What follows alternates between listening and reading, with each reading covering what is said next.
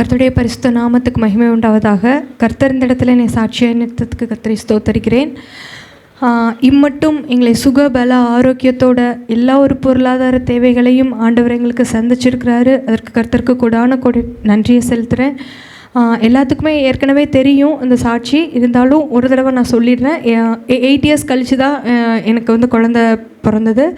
Last year வந்து நான் கன்சீவாக இருந்ததோடு இந்த இடத்துல வந்துட்டு நான் ஆண்டவருக்கு நன்றி செலுத்தினேன். அந்த 10 மாதமும் நிறைய எவ்வளவோ வந்து டெஸ்ட் எடுத்தோம். இடையில ஒரு பெரிய ப்ராப்ளம்னு சொன்னாங்க. அதெல்லாம் மத்தியில் ஆண்டவர் வந்துட்டு பிள்ளைக்கு பிரச்சனை வரும், எப்படி குழந்தை பிறக்குன்னு தெரில அப்படிங்கிற மாதிரி எவ்வளவோ பிரச்சனைகள் வந்துட்டு இடையில வந்துச்சு. அதையும் தாண்டி ஆண்டவர் வந்துட்டு எங்களுக்கு ஒரு குழந்தைய, ஒரு அழகான ஒரு ஆண் குழந்தைய வந்துட்டு எங்களுக்கு வந்துட்டு நல்ல விதமாக பிள்ளைய வந்து கொடுத்துருக்காரு.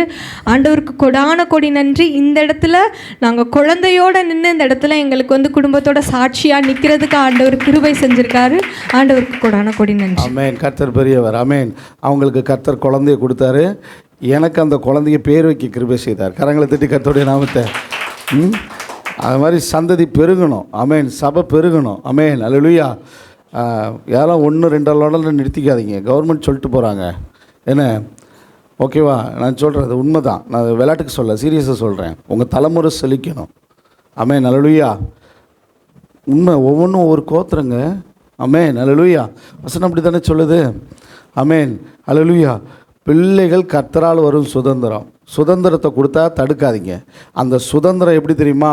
அதை வளர்க்க, அதை போஷிக்க, அதை உருவாக்க, அதை ஆசீர்வதிக்க அவரால் கூடும். ஆமென். அல்லேலூயா. கர்த்தருக்கு ஸ்தோத்திரம். கர்த்தருடைய நாம் மகிமைப்படட்டும்.